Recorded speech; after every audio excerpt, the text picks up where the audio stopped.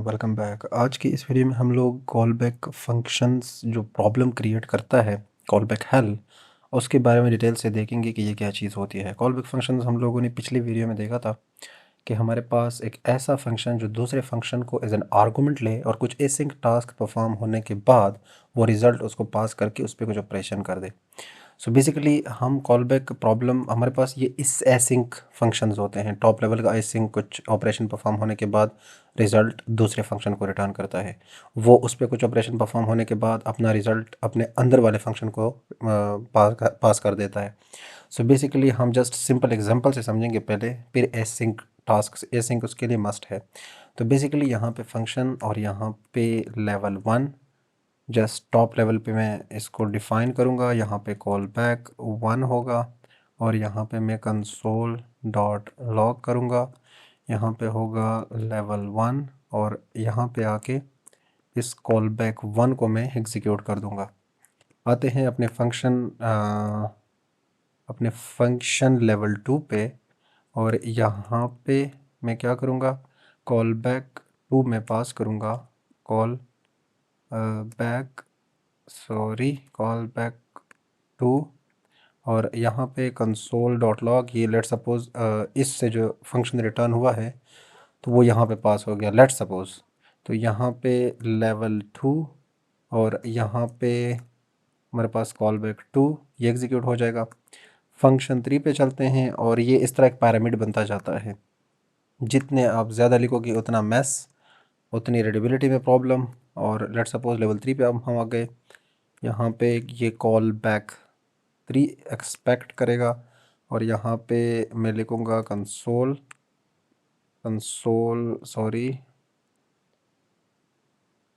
Dot log, और इसमें होगा लेवल 3 और ये वाला कॉल बैक लास्ट में एग्जीक्यूट हो जाएगा। Sorry, it should not be reference, it should be called. So यहाँ पे अगर मैं कंसोल के अंदर रिज़ल्ट प्रिंट कराना चाहूँ तो कंसोल डॉट लॉग, और यहाँ पे हमारे पास क्या होगा, सबसे पहले टॉप लेवल पे क्या है, लेवल 1। लेवल 1 क्या एक्सपेक्ट करता है, एक फंक्शन।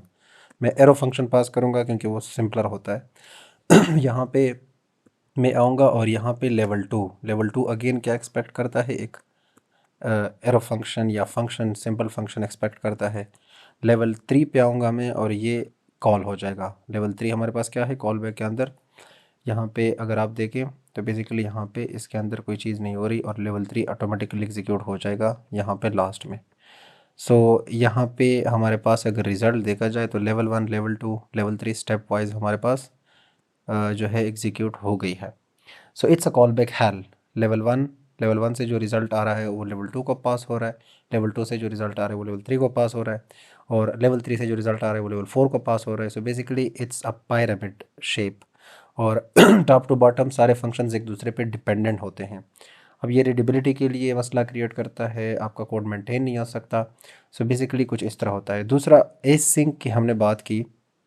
सो अभी हमारे पास चूँकि एपीआई नहीं है तो हम सेट टाइम आउट अभी तक जानते हैं कि वो एक एसिंक ऑपरेशन है। तो यहाँ पे लेट सपोज 2000 मिलीसेकंड के बाद मैं कर रहा हूँ कंसोल डॉट लॉग और यहाँ पे मैं पेरेंट लिखता हूँ, ठीक है। और यहाँ पे सेट टाइम आउट, यहाँ पे अगेन 2 सेकंड के बाद कंसोल डॉट लॉग, यहाँ पे मैं लिखता हूँ चाइल्ड। और यहाँ पे इस फंक्शन के अंदर अगेन हमारे पास है टाइम आउट, और ये 2000 मिलीसेकंड के बाद कंसोल डॉट लॉग, और यहाँ पे क्या होगा,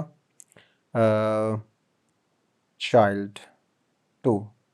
सो बेसिकली हमारे पास ये 2 सेकंड के बाद फर्स्ट वाला एग्जीक्यूट हो जाएगा।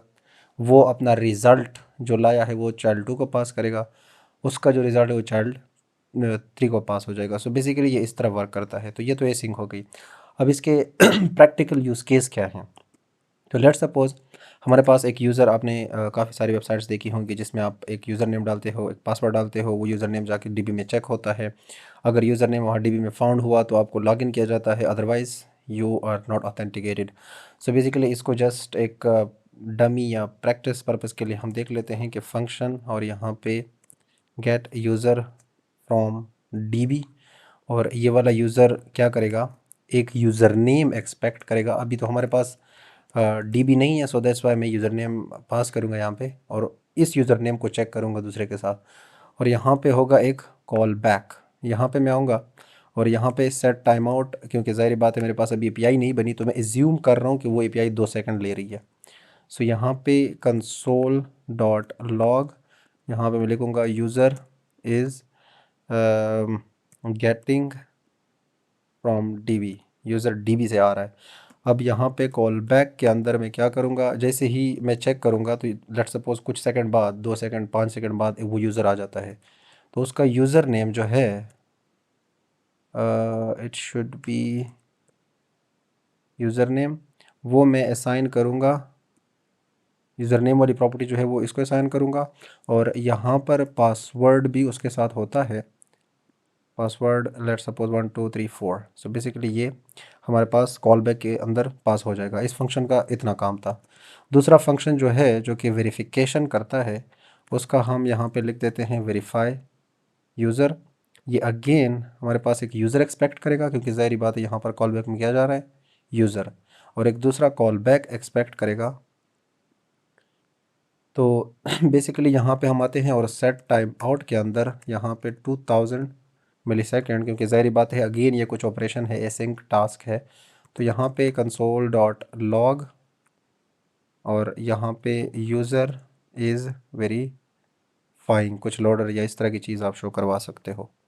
अब यहाँ पे कॉल बैक के अंदर कॉल बैक कैसे हम एग्जीक्यूट कर सकते हैं, तो यहाँ पे हम लिख सकते हैं कि इफ़ अगर यूज़र जो यहाँ पे पास हो रहा है, यूज़र डॉट पासवर्ड हमारे पास =1 2 3 4 है, तो क्या करो कॉल बैक के अंदर हमारे पास इस यूज़र को पास कर दो। ठीक है, ये जो कॉल बैक है ना, ये वाला यूज़र जो यहाँ से गेट हो रहा है, ये वाला, ये ऑटोमेटिकली इस कॉल बैक के अंदर चला जाएगा। अदरवाइज़ अगर इस तरह नहीं है तो कॉल बैक के अंदर हम क्या भेजेंगे, नल, क्योंकि ज़ाहिर बात है यूज़र का पासवर्ड मैच नहीं कर गया तो उसको मैं कैसे लॉगिन करूँ। यहाँ पे हम आते हैं फंक्शन पे अगेन, और ये होगा लॉगिन यूज़र। अब ये डिसाइड करेगा कि लॉगिन करना है या नहीं करना। सो ये अगेन एक यूज़र एक्सपेक्ट करता है, यहाँ पे आप देख सकते हैं ये यूज़र होगा, और यहाँ पे कॉल बैक पास करते हैं। यहाँ पे अगेन ये क्या करेगा, सेट टाइम आउट, कुछ सेकंड लेगा, एसिंक टास्क, और यहाँ पे console dot log wait a second. ठीक है, इसके बाद क्या करेगा, इफ़ अगर ये जो यूज़र है ऊपर ये एग्जिस्ट करता है, तो मैंने आपको पहले रे वाली क्लास में बताया था कि ये तो ट्रू रिटर्न करता है या फॉल्स। तो अगर यूज़र मैंने पास किया है, यूज़र के अंदर कोई वैल्यू पड़ी है, तो ज़ाहिर बात ये ट्रू रिटर्न करेगा। तो लेट्स सपोज अगर इसने ट्रू रिटर्न किया तो क्या करो, कॉल बैक के अंदर मैं पास नहीं कर रहा, बस ठीक है 3 लेवल तक ठीक है, कंसोल डॉट लॉग के अंदर मैं प्रिंट कराऊंगा क्या चीज़ कि यहाँ पे मैं पहले लिखूँगा यूज़र डॉट यूज़र नेम, जो कि यहाँ पे पास हो रहा है, is logged in, sorry it should be in string, is logged इन। मैं इंटरपोलेशन यूज़ नहीं कर रहा क्योंकि मैंने अभी तक पढ़ा ही नहीं है, वरना ये उससे सॉल्व हो जाता। Is logged in. So basically इस तरह का अगर ये नहीं है तो क्या करो, कंसोल डॉट लॉग रिजेक्टेड। ठीक है, सो बेसिकली आते हैं अपने लास्ट एग्जीक्यूशन पे, और यहाँ पे कंसोल डॉट लॉग लिखेंगे। यहाँ पे सबसे टॉप वाला यूज़र जो फंक्शन है वो कॉल होगा, वो कुछ एसिंक टास्क परफॉर्म होने के बाद मैं इसको पास करूँगा ये चीज़, और दूसरा जो है वो है कॉल बैक। कॉल बैक में एरो फंक्शन पास करूँगा। ये वाला कॉल बैक एक्सपेक्ट करता है हमारे साथ वेरीफाई यूज़र। ठीक है, और वेरीफाई यूज़र जो है ये वाला फंक्शन है, और ये वाला अगेन हमारे पास एक्सपेक्ट करता है एक यूज़र। ठीक है, जो कि इससे आ रहा है, और यहाँ पे अगेन हमारे पास एक कॉल बैक होगी।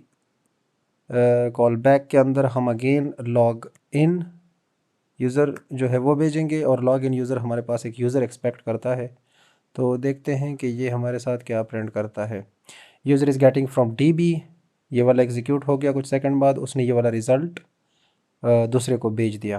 तो यहाँ पे ओके, सो यहाँ पे हमारे पास एक एरर आ रहा है, user is not defined. Okay, so यहाँ पे आपने यूज़र को पास भी करना है, क्योंकि ज़ाहिर बात है ये भी यूज़र एक्सपेक्ट करता है। अगर यहाँ पे आप देखें तो कॉल बैक के अंदर यूज़र जा रहा है, एंड ये वाला भी आपके पास यूज़र एक्सपेक्ट करता है। तो यूज़र या तो नल आएगा या वो आएगा जो हम पास कर रहे हैं। सो बेसिकली इधर भी ये चीज़ आएगी। और दूसरी जो चीज़ हम मिस कर रहे हैं वो मेरे ख्याल से एग्जीक्यूट हो गई। It's okay, wait a second, is one is logged in, rejected, wait a second. Okay, so यहाँ पे हमारा मसला है, यहाँ पे एल्स हमने इग्नोर किया, दोनों कंडीशन चल रही है। यहाँ पे एल्स हमने इग्नोर किया, या रिटर्न आप लिख सकते हो सिंपली, क्योंकि फंक्शन है, फंक्शन से आप डायरेक्टली वो उसके बाद वो वाला ब्लॉक एग्जीक्यूट ही नहीं होता। So user is getting from DB, user is verifying, wait a second, is one is logged in. So यहाँ पे क्या हुआ, पहले ये वाला चला, फिर इसने इस फंक्शन को पॉज किया, ये यहाँ पे आया, इसने अगेन चेक किया वेरिफिकेशन के लिए, फिर इस पे आया लॉगिन यूज़र ने सेट टाइम आउट और console dot log wait a second, और उसके बाद ये वाली कंडीशन चलाई कि अगर यूज़र एग्जिस्ट कर रहा है, सो यूज़र डॉट नेम जो कि यहाँ पे है रिजवान और यहाँ पे इज़ लॉग्ड इन। अदरवाइज़ अगर यहाँ पे मैं कोई छेड़छाड़ी करूँ, यहाँ पे 6 कर दिया, तो लेट्स सपोज ये सबसे पहले आएगा user is getting from DB, user is verifying, और यहाँ पे wait a second, rejected. So basically it's working. और रियल लाइफ में भी आप DB से जब डेटा उठाते हो तो बिज़नेस लॉजिक जो बैकएंड पे होती है वो कुछ इस तरह की होती है। तो इस तरह हम नहीं लिख सकते। इस प्रॉब्लम को सॉल्व करने के लिए हमारे पास प्रोमिसेस यूज़ होते हैं, एसिंक अवेट यूज़ होते हैं, या नेम्ड फंक्शन आप लिख सकते हो जो कि एक को दूसरे के अंदर पास करते हो और वो ऑटोमेटिकली उन सारों को एग्जीक्यूट करता है। सो basically it's a simple very about call back hello in JavaScript. ये क्यों एग्जिस्ट करते हैं, ये कौन से प्रॉब्लम क्रिएट करते हैं। अब यहाँ पे ये एक पिरामिड टाइप शेप बनी है जो कि रीडेबिलिटी में भी मसला है, और एक फंक्शन दूसरे पे डिपेंडेंट है। सो इसके लिए हमारे पास प्रोमिसेस आए जिसमें हमारे पास डॉट देन मेथड होता है और उस पर हमारे पास वो वाली वैल्यू जो इससे रिटर्न है, इससे रिटर्न है, इससे। तो हमें तब तक जितने लेवल तक आप नेस्टिंग करते हो तो एक क्लियर रीडेबल स्ट्रक्चर होता है, मेंटेनेबल स्ट्रक्चर होता है। सो दैट्स ऑल, मिलते हैं नेक्स्ट वीडियो में। टिल देन, अल्लाह हाफिज़।